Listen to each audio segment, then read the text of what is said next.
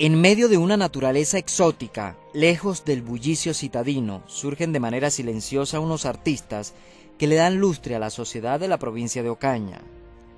La dinastía Lemus Sepúlveda promueve la música popular de mitad de siglo pasado. Óscar Emiro, uno de esos baluartes del folclore autóctono, es el invitado de hoy en Experiencias. Bienvenidos.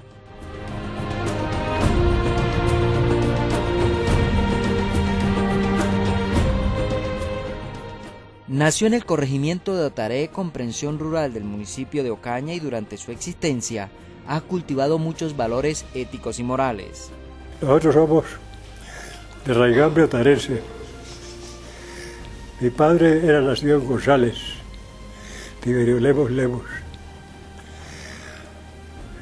En esa época, cuando nació, él estaba en los odios políticos muy intrincados. Entonces, la familia Lemos, junto con la familia Molina, los antecesores de Leonardo Molina, que usted conoció, todos eran nacidos en González, tres familias especialmente, los Lemos, Molinas y Navarros. Entonces, pues fuimos a vivir a Otaré, vivíamos en un barrio que se llama La Plazuela. De estirpe campesina, cuenta con una memoria prodigiosa y una mente lúcida. Yo no nací ahí precisamente en el pueblo, era una finquita que se llamaba El Edén, cuyo nombre se lo había puesto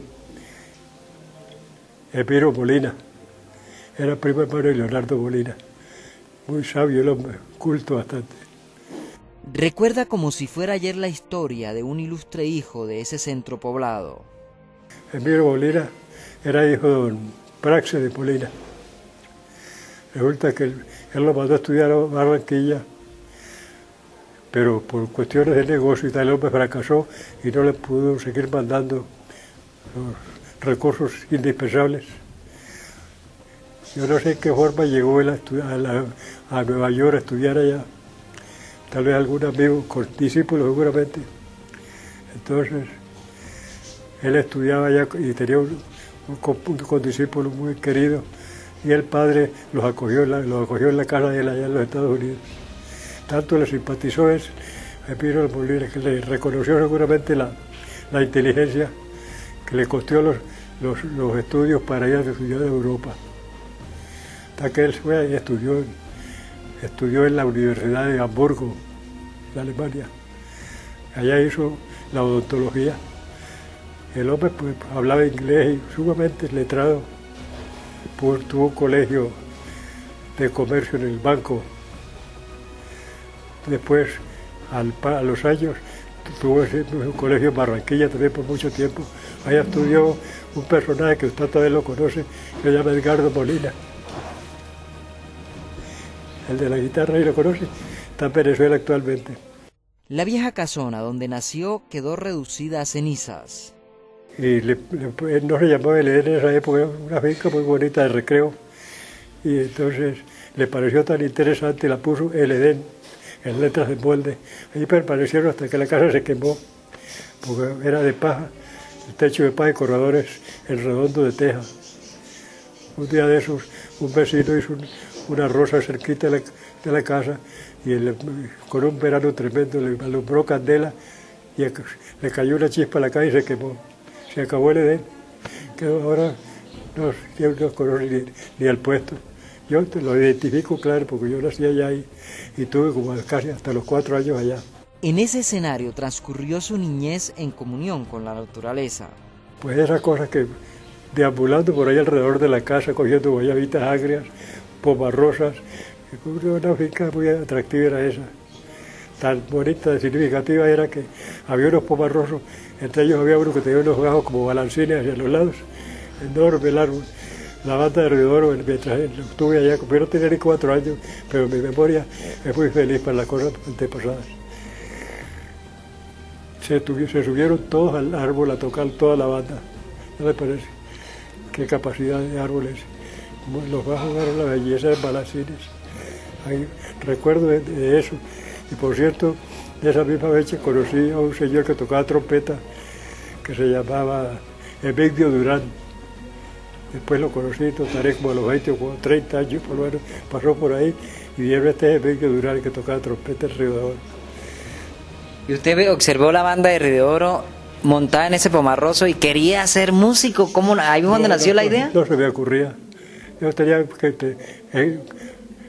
4 años escasos tendría yo, porque ya cuando tenía 4 y medio ya estaba en Otaré, me matricularon en la escuela, y pues ahí iba nada, pues estaba muy muchacho.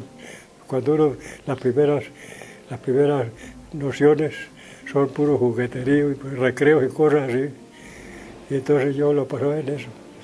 Tenía un talento para la música que no había sido descubierto aún. Pues sabe que no lo descubrí yo, lo descubrió Federico Lanciano, quien me enseñó a tocar. Pero igualmente a Luis Tiberio, mi hermano, que tocaba marcante y bombardero en la banda divinamente, porque con un oído excelente, pues nosotros todos hemos tenido un oído muy especial, principiando con Joaquín Emilio Lemos, mi hermano mayor, que a los 12 años tocaba flauta divinamente, y ya tomaba trago y todas esas cosas. Resulta que, como le gustaba el trago, y papá dijo, pues mejor mandarlo a estudiar. A punta de serenatas comenzó a mostrar la capacidad artística. Allá una vez con su flauta les atrajo a los serenateros de la Gloria y lo convidaban a tomar trago y a tocar serenatas. Me contaba Federico Lanciano que una vez estaban allá, entonces Joaquín cogió la calle con su flauta. Al día siguiente había en el colegio un examen a las 6 de la mañana y él llegó a las 5, no había dormido un minuto y dije, este hombre va a perder el año. Dijo Federico, quedó mejor que todos, superior, era sumamente inteligente. En ese entonces se enamoraban de vista, ya que los suegros eran muy estrictos. De esos ides y venides de la vida, me enamoré de una señorita llamada Clara Lanciano, hija de Emilio, también usted la conocería. Ella venía mucho aquí a Ocaña, le gustaba el comercio, no le gustaba que yo viniera a comprar un artículo, decía que a mí me engañaba. Ella todo el mundo la conoció. Entonces ya siento usted que dije yo, pues hay que buscar un medio mejor de subsistencia que la música, porque con la música no come nadie, comerá, se tomará un desayuno, pero no le alcanza para el almuerzo. Se comunicaban a través de papelitos para contrarrestar los celos enfermizos. Se vanagloriaba él de que yo fuera el esposo de ella. Cuando vio el producto de nuestro hogar, son 9 hijos, ¿no? De los cuales hay 5 profesionales, entre los cuales están Marta, Jorge, Javier, Gladys y Ligia. Ellos lograron estudiar. Los primeros no hubo facilidad por los recursos escasos de que carecíamos nosotros. Allí fue donde conoció la verdadera historia de la familia Lanciano. El patrón de todos ellos era don Antonio Lanciano, que se vino cuando había una hambruna muy espantosa en Europa y emigraron como unos 10 millones de italianos hacia la América. Don Antonio se vino en compañía de un hermano menor. Él llegó por ahí a Panamá, me parece que llegó primero. En Panamá demoró algún tiempecito, porque resulta que él era un gran fumador, que contaba a ellos, le iba a contar la historia. Y entonces salió a comprar tabacos. El barco estaba anclado, salió a comprar tabaco. Mientras compraba los tabacos, registrados por allá, y el barco puyó el burro, como dicen. Entonces, el hermano sí siguió en el barco, que el hermano fue a la Argentina. Allá se conoció Jorge, mi hijo, cuando estuvo allá, uno llamaba Alfredo Lanciano precisamente. Posteriormente, llegó a Barranquilla y comenzó muchas aventuras por el Río Grande de la Magdalena. Luego se llegó a Barranquilla. En Barranquilla, como que se le vino la esposa detrás, era hogar formado. Creo que la dejó en Barranquilla, ella se vino andando río arriba, y en esa había la bulla y la propaganda de que esos terrenos eran productivos para el café de una forma exuberante. Hasta que por ese atractivo se radicó en Otaré y ahí formalizó su familia, de la cual fue don Emilio Lanciano, mi suegro, Federico Lanciano, todos lo conocería, Manuel Lanciano, Pepe Lanciano, esa familia, hace unos 30 o 40 años, Alfonso Chinchilla, que era el nieto de Antonio Lanciano, era ingeniero de petróleos. De boca de los antepasados escuchó las hazañas del caudillo Rafael Uribe Uribe en la Guerra de los 1000 días. La guerra más cruel y más sangrienta que había tenido Colombia hasta esa época, porque hubo 100.000 muertos en esa época. Ahora pues se pasa por las cuestiones de las bombas y las armas automáticas que hay actualmente. Pero decía que era una cosa terrible. Sobre todo las hazañas que hacía el general Uribe, que eran sumamente admirables. Una vez hizo una pelea en Grapalote, con muy poca gente. Ganó la pelea ahí, metiendo cañas. Pasaron el río Peraloso, que había que pasarlo. El que pasaba, los opositores estaban con hojadas en las paredes y le daban candela a todo el que iba pasando. El general lo que fue a pasar el puente y le atravesó una bala, se quitó el sombrero y se lo volvió a poner. Una bala le atravesó el sombrero y sin embargo se avanzó adelante y le tocó seguirlo, viendo que el general todos con todo y miedo y corrieron, le metieron los revólveres por las hojadas donde estaban disparando y les dispararon, salieron a la gente a perderse. Era apenas el inicio de una sangrienta pesadilla de nunca acabar en el territorio colombiano. Que la violencia la ocasionaron los conservadores inconformes cuando llegó la guerrera al poder en 1930. Se levantaron 3 departamentos, entre ellos norte de Santander, Santander del Sur y Boyacá. Se levantaron los conservadores y atacaban terriblemente. Les tocó dominarlos a bala.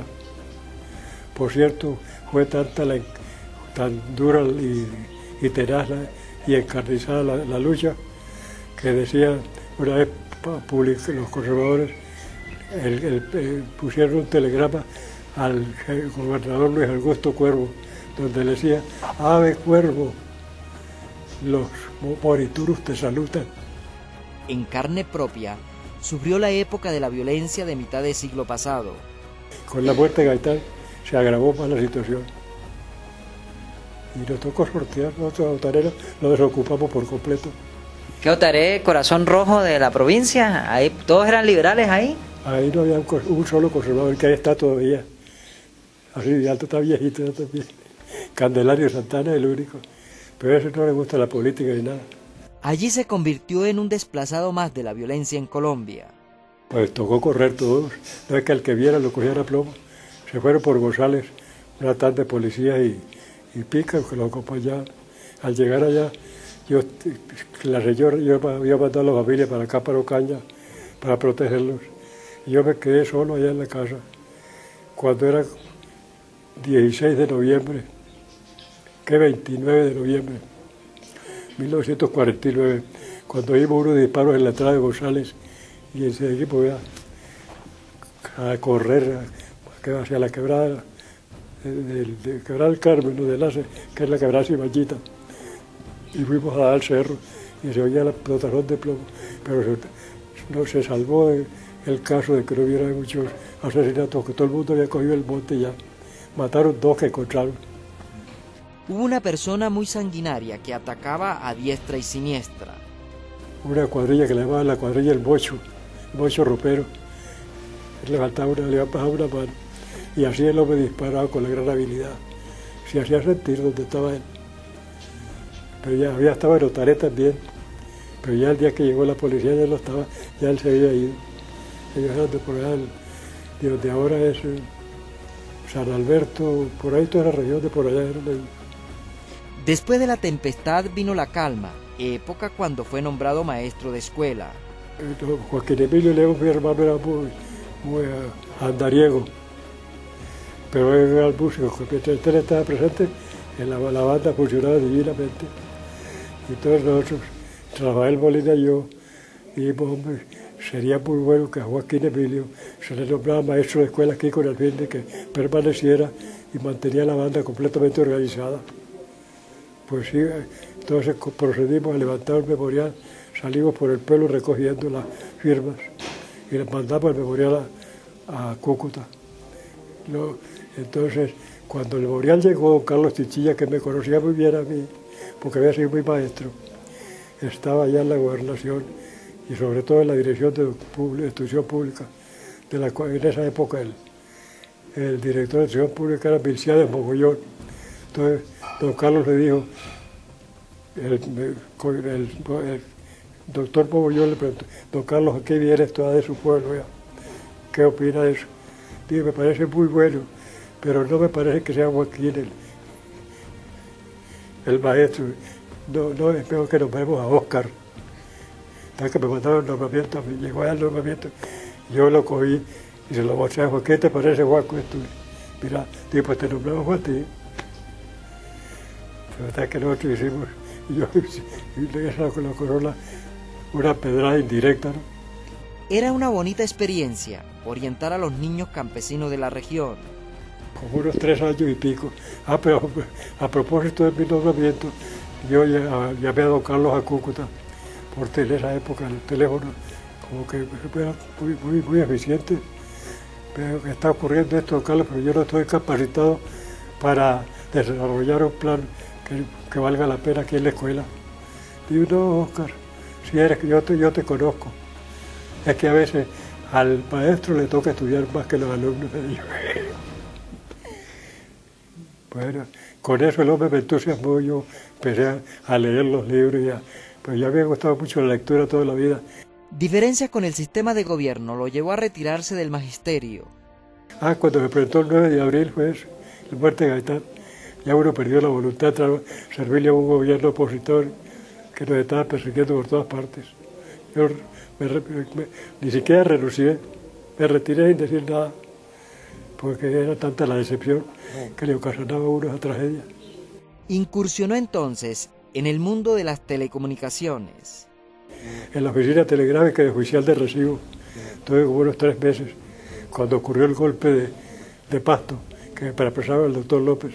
Cuando estaba yo ahí, resulta que el ideológico era el ministro de Comunicaciones, y mandó una circular donde decía que mensajes que fueran agresivos contra el gobierno no se pasaban. Una cosa autoritaria, pero el que tiene el palo da con él. Bueno, hasta que nosotros tuvimos las grandes discusiones con la gente, un bayonita que había agresivo, bastante, muy agresivo, se puso con nosotros ahí, pero la orden era esa. Y ya entra y habla con el director que la orden es esa. Entonces se corrían bravísimos, muy disgustados. Ya había contraído matrimonio y se dedicó de lleno a la música. Hacían grandes periplos por la provincia de Ocaña y el sur del departamento del Cesar. Fue a pie, le contaba que nos acompañó Elvido García. Gastaba 10 horas de Otaré a Huachica. Ahí llegamos a las 6 de la mañana, arrancamos de Otaré, llegamos a las 5 y 6 de la tarde a Huachica, para ir a Gamarra. Ahí había unas chivas que trabajaban con mucha regularidad para Gamarra. En esa época utilizaban el cable aéreo para cumplir con los compromisos. Era terrible, era muy impresionante, pero uno la primera vez va a temblar, que no se debería moverse en la vagoneta porque se cae. Como eso, la vagoneta va puesta con unos ganchos sobre el cable, no tiene seguridad ninguna, y la brisa la batía para un lado y para otro. Es el terror de la vida. A veces hubo ocasiones en que la brisa fue tan brutal que sacó las vagonetas de los balancines y cayeron y se estrellaron contra las torres. Allá en Otaré, aquí en Ocaña debe estar todavía un tal Manuel Rodríguez, que es de allá de Otaré, que como que tiene unos hijos o hijas que son maestros de escuela. Ese le tocó, iba para Gamarra a él. Y entonces la vagoneta, unas vagonetas que iban adelante, llegaban a la torre y se caían, llegaban y se caían. Y el tipo me va a tocar el turno. Entonces se tiró, aprovechó que había un árbol frondoso, se tiró y se enredó y se salvó. Un golpe, quedó inválido el hombre. Pues aquí está en Ocaña todavía. En una ocasión se presentó un percance y los ocupantes murieron. Sabe con los antioqueños también. Por cierto, yo conocí unos de esos aquí en Ocaña. Eso fue como en el 38. Resulta que, como la vagoneta se batea tanto y había regiones o cerros donde las torres son más bajitas y pasan, se pueden tocar con la mano, por lo bajito, el plan, están las torres bajitas sobre la torre, sobre el cerro. Entonces se presentó un incendio tremendo, una cosa, entonces llamaron por teléfono que suspendieran el tránsito de las vagonetas porque el peligro del incendio. Pues pararon el cable en el momento en el que las vagonetas estaban sobre la llama. Pues, se carbonizaba por completo. Pero un tipo, yo lo conocí, tipo bajito, aquí no calla, en el Hotel San Luis, echaba el cuento el hombre. Se salió por un ventanal, se agarró de la torre, por el balancín, subió hasta arriba, hasta el cable. Cuando la vagoneta iba llegando allá, se soltó de las manos y metió los pies en el rejado de la torre. ¿Qué tal le parece? Se ha salvado así. Yo no lo contaba, ya el tipo estaba con quemaduras en la cara todavía. Y había ido, él siempre fue por allá, al Tarra. Y el hombre se salvó milagrosamente. Afortunadamente, no era su hora y Dios lo protegía para que dejara huella en este mundo. No, yo nunca me vi en peligro, nunca. Yo no sé, la providencia me ha favorecido para vivir tantos años, que a veces desea uno hasta la muerte, ya uno se siente cansado cuando ya no tiene aptitud para defenderse ni para hacer ninguna empresa que valga la pena, sino comer únicamente, comer y comer. Afortunadamente mis hijos pues son sumamente hospitalarios y tratándose de su padre, pues figúrese, esa condición se caracteriza terriblemente. Hasta que nosotros siempre sorteamos la vida de cualquier manera y hasta el día de hoy que ya creemos cumplida nuestra misión en este mundo. Disfrutó al máximo de los gloriosos años de la juventud. Pues yo toqué con las bandas, con algunas bandas, no solamente con la de Otoré, porque ya se había diezmado, ya no prestaba un servicio suficiente. Entonces iba a tocar con la de González, con la de Convención, con la banda del Carmen, con la de Río de Oro, con la de Aguachica, con la banda de Morales también. Estuve tocando una vez, andé muchísimo, pero cuando está joven, a uno le sirve de gran satisfacción todas las salidas. No, el joven no siente ni hambre, ni frío, ni cansancio, ni nada. En cambio ahorita, pues, difícilmente pueden caminar. Pero bonitas esas andanzas de músico, disfrutaban muy ustedes al máximo. Bueno, fue muy satisfactorio para uno. Llegaba uno al pueblo echando la referencia de los episodios y las cosas que habían ocurrido. En esa vida de aventurero llegó al pueblo y se ancló. La tienda fue progresando.